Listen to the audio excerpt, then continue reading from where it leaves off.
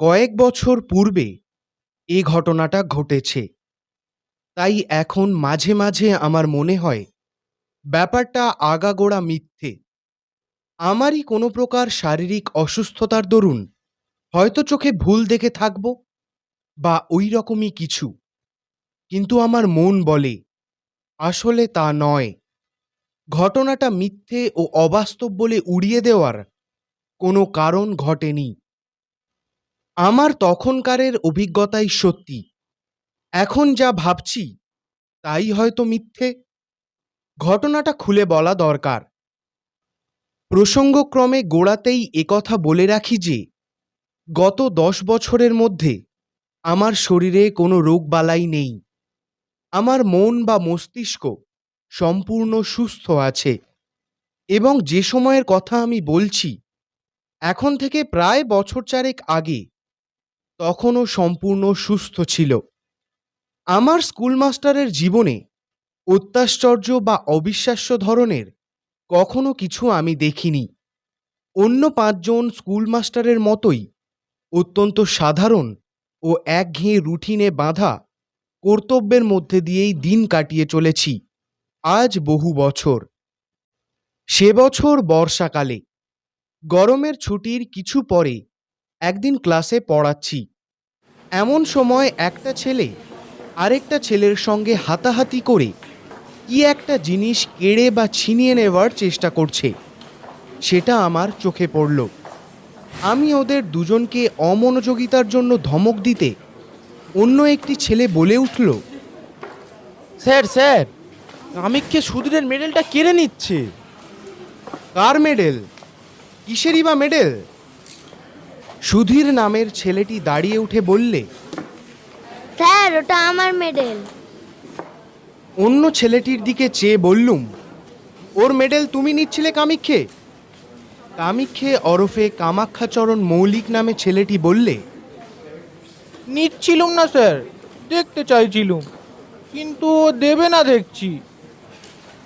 তা ওর মেডেল যদিও না দেয় তোমার কেড়ে নেওয়ার কি অধিকার আছে? বসো, ওরকম আর করবে না।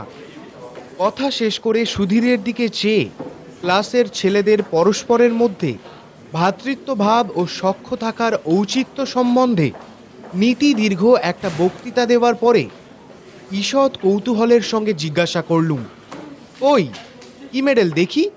কোথায় পেলে মেডেল? ভেবেছিলুম কলকাতার পাড়ায় পাড়ায় আজকাল যেসব ব্যাডমিন্টন খেলা, সাঁতারের বা দৌড়ের প্রতিযোগিতা প্রভৃতি অনুষ্ঠিত হয়ে থাকে তারই কোনো কিছুতে সুধীর হয়তো চতুর্থ স্থান বা ওই ধরনের কোনো সাফল্য লাভ করে ছোট্ট এতটুকু একটা আধুলির মতো মেডেল পেয়ে থাকবে এবং সম্পূর্ণ স্বাভাবিকভাবে যে সে ক্লাসে এনে 5 জনকে গর্বভরে দেখাতে চাইবে, এমনকি এই ছুতো অবলম্বন করে ক্লাস শুদ্ধ সকলে হেডমাস্টারের কাছে দলবদ্ধ হয়ে গিয়ে একবেলার জন্য ছুটিও চাইতে পারে। সুতরাং মেডেলটা যখন আমার হাতে এসে পৌঁছলো তখন সেটাকে বেশ তাচ্ছিল্যের সঙ্গেই হাত পেতে নিলুম। কিন্তু মেডেলটার দিকে একবার চেয়ে দেখেই চেয়ারে সোজা হয়ে বসলুম। না, এ তো পাড়ার ব্যাডমিন্টন ক্লাবের বাজে মেডেল নয়। মেডেলটা পুরানো, বড় ও ভারী চমৎকার গড়নের। কি জিনিস দেখি? মেডেলের গায়ে কি লেখা রয়েছে আধো অন্ধকার ক্লাসরুমে ভালো পড়তে পারলুম না। এপিঠ ওপিঠ উল্টে দেখি মহারানী ভিক্টোরিয়ার অল্প বয়সের মূর্তি খোদাই করা। পকেটে চশমা নেই, মনে হলো অফিস ঘরের টেবিলে ফেলে এসেছি বোধহয়। ইতিমধ্যে অনেকগুলো ছেলে ভিড় করেছে আমার চেয়ারের চারিপাশে মেডেল দেখবার জন্যে। তাদের ধমক দিয়ে বললাম, যাও বসকে সব, ভিড় করো না এখানে। একটা ছেলেকে বললুম, কি লেখা আছে পড়ো তো মেডেলের গায়ে। ক্লাস 4-এর ছেলে অতি কষ্টে ধীরে ধীরে পড়লে, ক্রাইমিয়া, সিবাস্টোপোল, ভিক্টোরিয়া, রেজিনা। ও পিঠে sergeant S B Parkinson, six dragon guards. 1854 সাল। রীতিমতো অবাক হয়ে গেলুম। ক্রাইমিয়ার যুদ্ধের সময় সিভাস্টোপোলের রণক্ষেত্রে কোনো এক সাহসিকতার পরিচয় দেওয়ার কারণে এই মেডেল দেওয়া হয়েছিল। ইংল্যান্ডের সামরিক দপ্তর থেকে ড্র্যাগন গার্ড সৈন্যদলের সার্জেন্ট পারকিন্সকে। এ তো সাধারণ জিনিস মোটেই নয়। Crimea, Sevastopol, charge of the light brigades. কিন্তু কলকাতার নীলমণি দাসের লেনের সুধীর সাহার কাছে সে মেডেল আসে কোথা থেকে? এদিকে এসো, এ মেডেল কোথায় পেয়েছো? ওটা আমার স্যার। তোমার তা বুঝলুম, কিন্তু পেলে কোথায়? আমার দাদু দিয়েছেন স্যার। তোমার দাদু কোথায় পেয়েছিলেন জানো? হ্যাঁ স্যার জানি। আমার দাদুর বাবার কাছে এক সাহেব জমা রেখে গিয়েছিল। কিভাবে?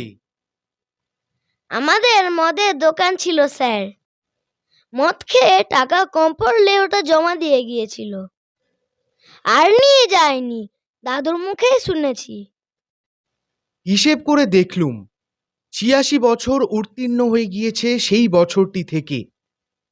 সে বছরে সার্জেন্ট পারকিন্স, সে যেই হোক, এ মেডেল পায়। তখন তার বয়স যদি ২০ও হয়ে থাকে, এখন তার বয়স হওয়া উচিত ১০৬। সুতরাং সে মরে ভূত হয়ে গেছে কোন কালে। সেদিন ছিল শনিবার। সকাল সকাল স্কুল ছুটি হবে এবং অনেক দিন পরে সেদিন আমি দেশে যাব। তা পূর্বেই ঠিক করে রেখেছিলুম। আমার এক গ্রাম সম্পর্কে জ্যাঠামশাই ইতিহাস নিয়ে নাড়াচাড়া করেন। বেশ পড়াশোনা আছে, গ্রামেই থাকেন। ভাবলুম তাকে মেডেলটা দেখালে খুশি হবেন তিনি। সুধীরের কাছ থেকে মেডেলটা চেয়ে নিলুম। বললুম সোমবার ফেরত দেব। স্কুল ছুটির পরে বাসা থেকে স্যুটকেস নিয়ে শিয়ালদা স্টেশনে এসে ২:৩০ গাড়ি ধরলুম। দেশের স্টেশনে যখন নামলুম তখন বেলা ৫:৩০। ২ মাইল রাস্তা হেঁটে বাড়ি পৌঁছতে প্রায় সন্ধ্যা হয়ে গেল। সন্ধ্যার আগেই হয়তো পৌঁছতে পারা যেত, কিন্তু আমি খুব জোরে হাঁটিনি। ভাদ্র মাসের শেষ, অথচ বৃষ্টি তত বেশি না হওয়ায় পথঘাট বেশ শুকনো খটখটে। পথের ধারের বর্ষা শ্যামল গাছপালা চোখে বড় ভালো লাগছিল অনেক দিন কলকাতা বাসের পরে। তাই জোরে পা না চালিয়ে আস্তে আস্তে হেঁটে আসছিলুম। এখানে প্রথমেই বলি, আমার বাড়িতে কেউ থাকে না। পাশের বাড়ির এক বৃদ্ধা আমি গেলে রান্না করে দিয়ে আসতেন বারবার। আমার এক বাল্যবন্ধু বৃন্দাবন অনেক বছর ধরে বিদেশে থাকে। পিসিমার মুখে শুনলুম আজ দিন ১৫ হলো বৃন্দাবন বাড়ি এসেছে। শুনে বড় আনন্দ হলো। সন্ধ্যার পরেই ওর সঙ্গে দেখা করব ঠিক করে চা খেয়ে নদীর ধারে বেড়াতে বার হলুম। যাবার সময় স্যুটকেসটা খুলে মেডেলটা পকেটে পুরে নিলুম। বৃন্দাবনকেও দেখাবো। নদীর ধারে গিয়ে দেখলাম বর্ষার দরুন নদীর জল ভয়ানক বেড়েছে। নদীর জল কুল ছাপিয়ে দুধারের মাঠে এসে পড়েছে। অনেকক্ষণ বসে রইলুম। সন্ধ্যার অন্ধকার নামলো একটু একটু করে। বাদুড়ের দল বাসায় ফিরছে, কেউ কোনো দিকে নেই। এক জায়গায় বর্ষার তোড়ে নদীর পাড় ভেঙে গিয়েছে। অনেকটা উঁচু পাড়, নিচে খরস্রোতা বর্ষার নদী। জায়গাটা দিয়ে যেতে যেতে একবার কিরকম ভেঙেছে দেখবার ইচ্ছে হলো। পাড়ের ধারে দাঁড়িয়ে নিচে জলের আবর্ত দেখছি। পাড়টা সেখানে অনেকখানি উঁচু, জল বেশ অনেকটাই নিচে। হঠাৎ আমার মনে একটা অদ্ভুত ইচ্ছে জেগে উঠল। আমি লাফ দিয়ে পাড় থেকে জলে পড়ব। দাঁড়িয়ে থাকতে থাকতে ইচ্ছাটা যেন ক্রমে বেড়ে উঠছে।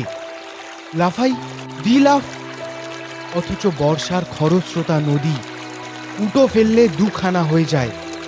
আমি সাঁতার জানি না, গভীর জল পাড়ের নিচেই। ইচ্ছাটা কিছুতেই যেন সামলাতে পারছি না। এমনকি আমার মনে হলো আর কিছুক্ষণ থাকলে আমাকে লাফ দিতেই হবে, নইলে আমার জীবনের সুখ চলে যাবে। তাড়াতাড়ি নদীর পাড় থেকে একরকম জোর করেই চলে এলুম, কারণ মনে হচ্ছিল এরপর আমার আর যাওয়ার ক্ষমতা থাকবে না। পা দুটো যেন ক্রমশ শীষের মতো ভারী হয়ে উঠছে। এরপর ওই বিপজ্জনক নদীর পাড় থেকে পা দুটোকে নাড়াবার ক্ষমতা চলে যাবে আমার।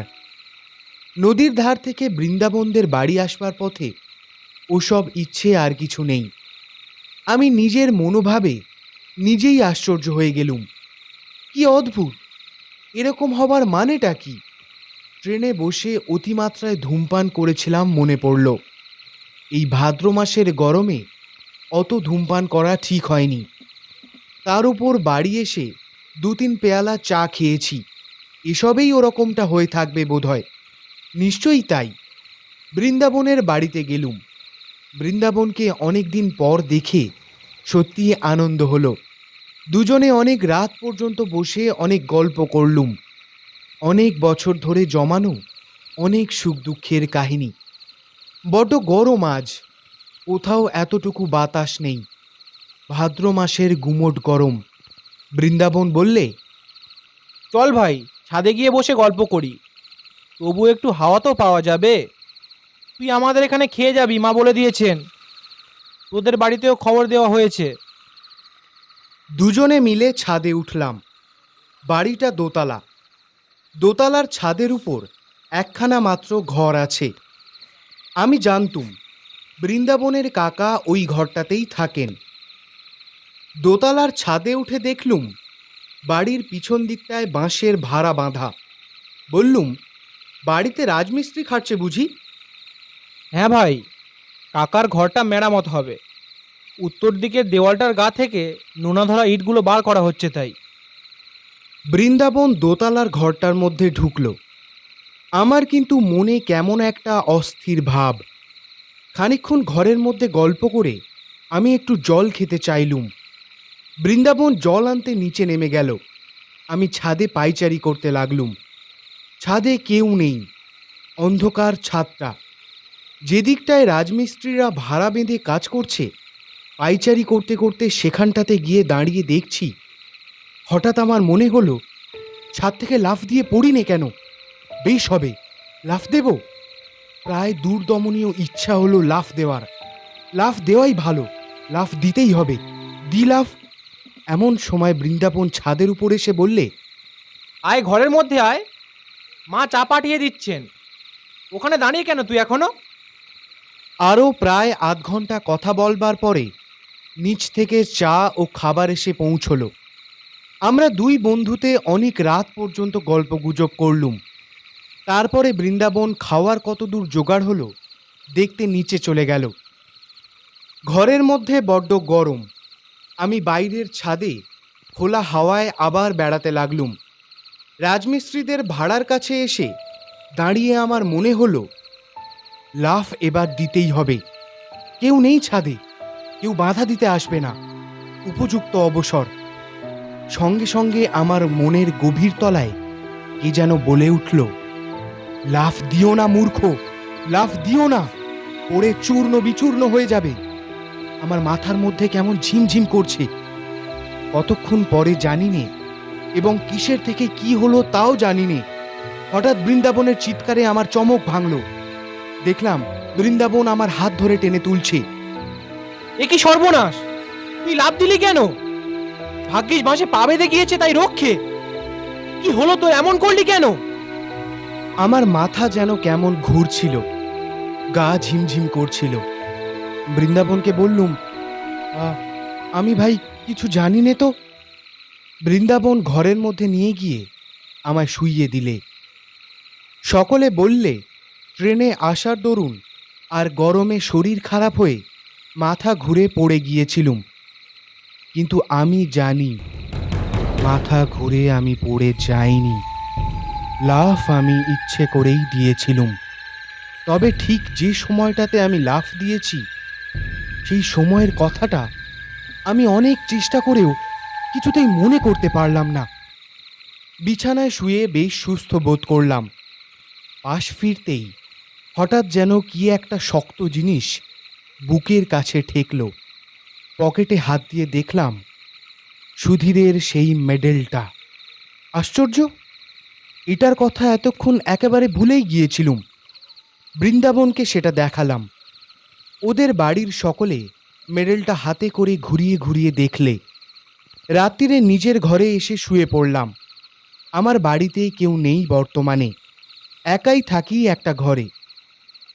একটা জিনিস লক্ষ্য করেছি, যখন থেকে বৃন্দাবনদের বাড়ি থেকে বার হয়ে পথে পা দিয়েছি, তখন থেকেই কেমন এক ধরনের ভয় যেন চেপে ধরেছে আমায়।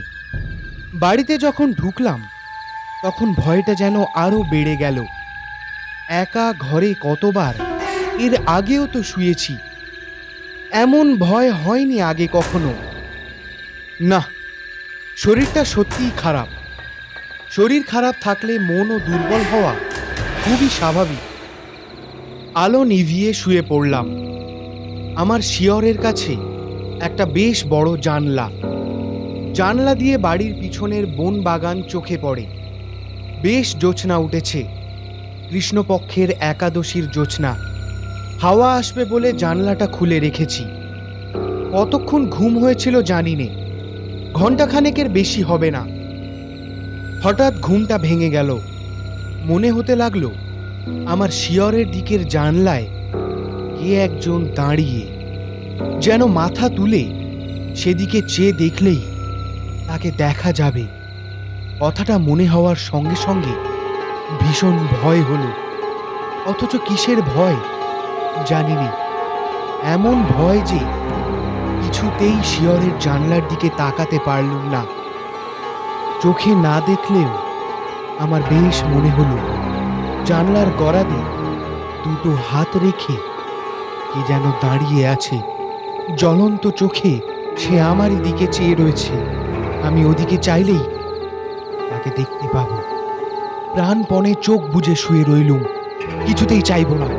ঘুমাবার চেষ্টা করলুম, কিন্তু ঘরের মধ্যে কোথাও কি ইঁদুর পচেছে?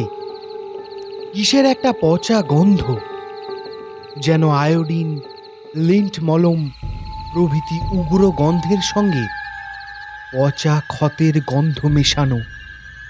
এতকাল বাড়িতে থাকা নেই, যার উপর বাড়িঘর পরিষ্কার রাখবার ভার, সে কিছুই দেখাশোনা করে না বোঝা গেল। কে যেন আমার মনের ভেতরে বলছে, যে দেখ তোর মাথার শিয়রের জানলার দিকে, যে দেখ একবার।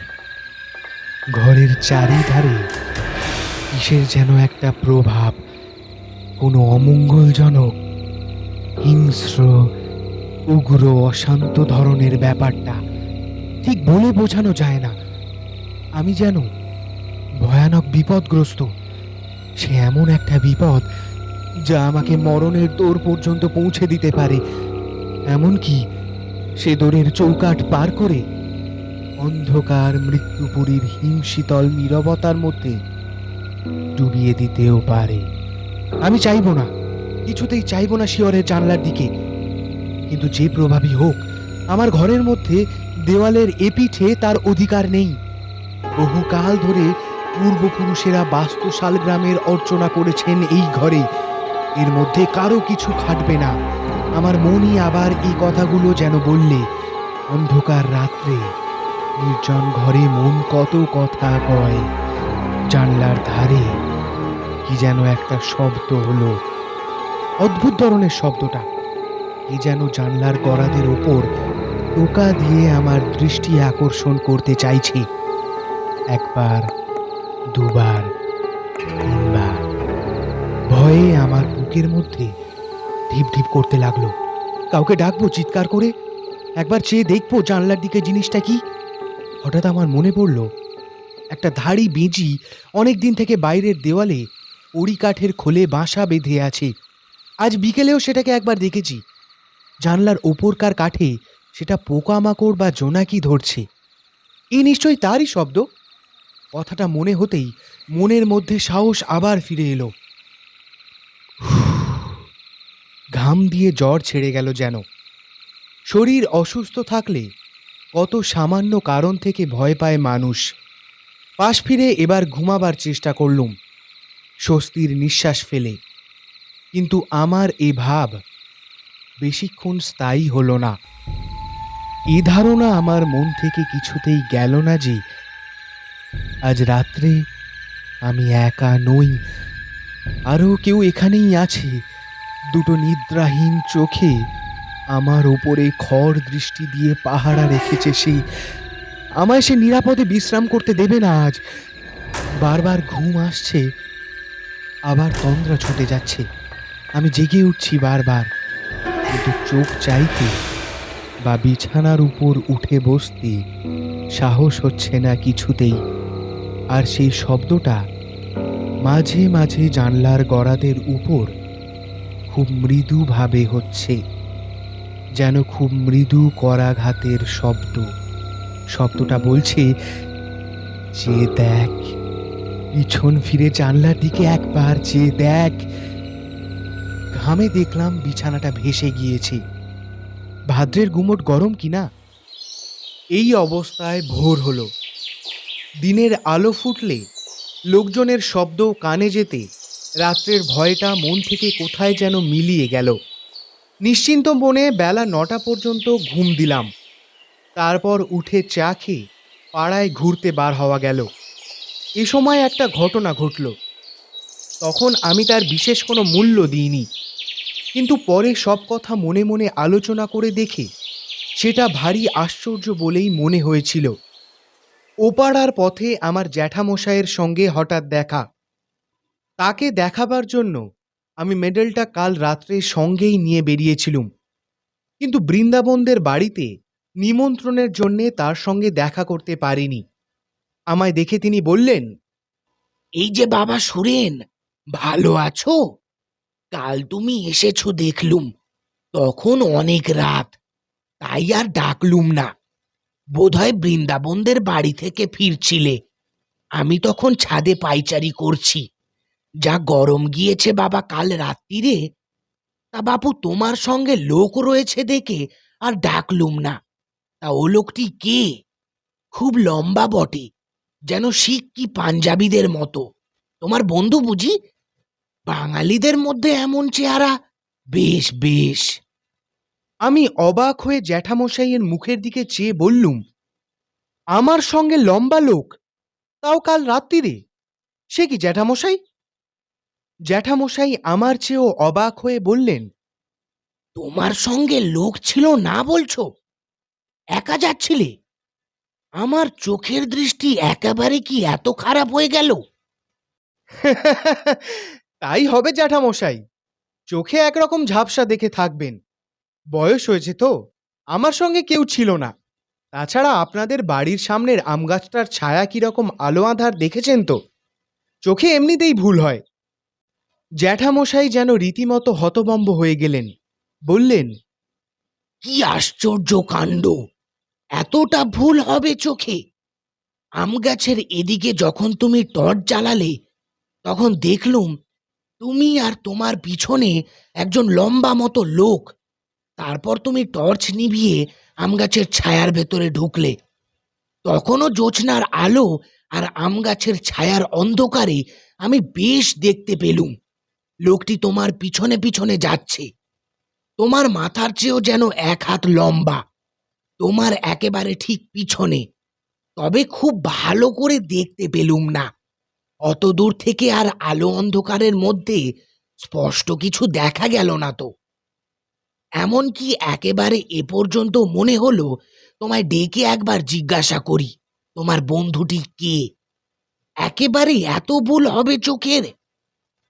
জ্যাঠামশাইকে পুনরায় বুঝিয়ে বললুম, আমার সঙ্গে কাল কেউ ছিলই না, আমি একাই ছিলুম। সুতরাং তার দৃষ্টিশক্তির গোলমাল ছাড়া এ ব্যাপারের অন্য কোনো সিদ্ধান্ত করা চলে না। সারাদিন বৃন্দাবনের সঙ্গে আড্ডা দিয়ে কাটানো গেল। গতকাল রাত্রের ভয়ের ব্যাপারটা দিনের আলোয় এত হাস্যকর বলে আমার নিজের কাছেই মনে হলো যে বৃন্দাবনকে সে কথাটা বলিওনি।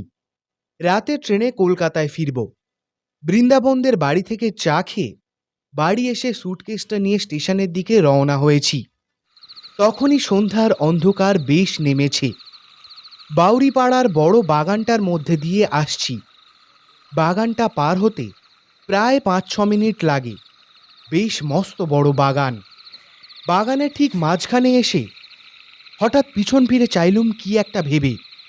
সঙ্গে সঙ্গে আমার সারা দেহে যেন বিদ্যুৎ খেলে গেল। আচমকা ভয়ে আমার সর্বশরীর কাঠ হয়ে গেল। কে ওটা ওখানে দাঁড়িয়ে?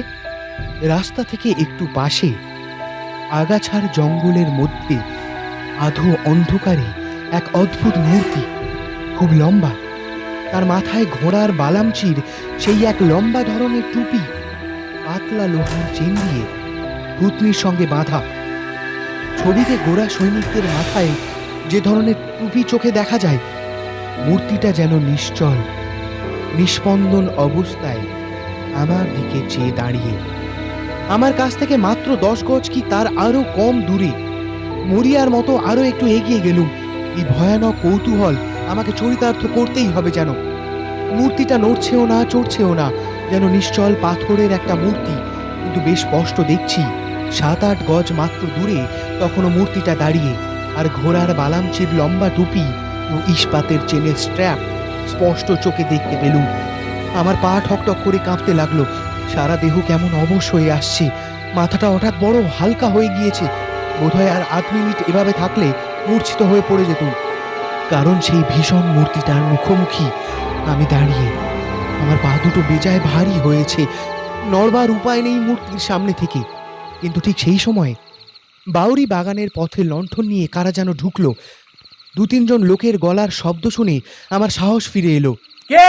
আমি ওদেরকে ডাক দিলাম চিৎকার করে। ওরা ছুটে এলো। আমায় ওখানে বনের মধ্যে দেখে তারা খুব আশ্চর্য হয়ে বললে, ওখানে কি বাবু? কি হয়েছে কি? তারপর লণ্ঠন তুলে ওদের মধ্যে থেকে একজন আমার মুখ দেখে বললে, ও আপনি? তা কি হয়েছে আপনার? মুখ একেবারে সাদা ফ্যাকাশে হয়ে গিয়েছে। ভয় টয় পেলেন নাকি বাবু? বাউরি বাগান জায়গাটা এমনিতেও ভালো নয়। সন্ধ্যের পর এখানে অনেকেই ভয় টয় পায়। ওদের লণ্ঠনটা যখন উঁচু করে তুলে ধরলে আমার মুখে, সেই আলোয় দেখলাম সামনের মূর্তিটা তখনও সেখানে, ঠিক সেই রকমভাবে দাঁড়িয়ে। একজন বললে, কি দেখছিলেন এখানে দাঁড়িয়ে বাবু? এই সাড়া গাছটা? তাদের মধ্যে থেকে আরেকজন বলে উঠল, গাছটার ডালপালা কেটে মাথায় ঝোপের মতো করে রেখেছে।